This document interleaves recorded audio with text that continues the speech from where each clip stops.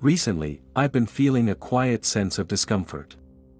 While observing global events, there is a pattern that keeps appearing. When a powerful force takes action, it creates instability. Supply chains are disrupted. Resources become uncertain. The effects spread far beyond the initial event. And then something interesting happens. Those who are affected often turn back to the very force that caused the situation and ask for stability.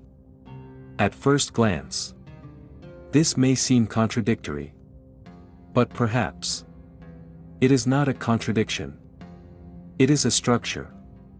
A pattern where the side that creates disruption also holds the power to stabilize it.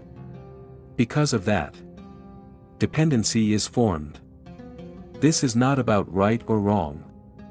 It is about how power and influence are structured. And this is not only about global events. The same structure exists in our everyday lives, in relationships. Sometimes, people find themselves unable to leave the very person who causes them pain. In human dynamics, we often try to be understood by the one who created the conflict. In business, this pattern is also visible.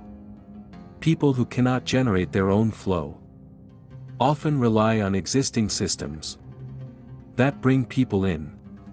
But as long as they remain within that structure, their own ability does not grow. In other words, they appear to be attracting people, but in reality, they are being supported by the system itself.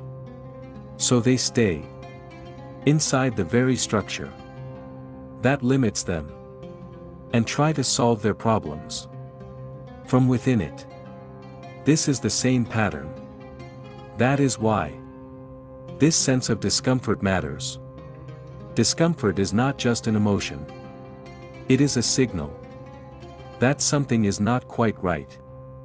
When you begin to notice it, you start to see what was previously invisible: structure. And once you can see it, you gain the distance needed to step outside of it. The world, relationships, and business, they all operate within similar patterns. And the moment you recognize that, something begins to change. That discomfort is not wrong. Pause. It means you are beginning to see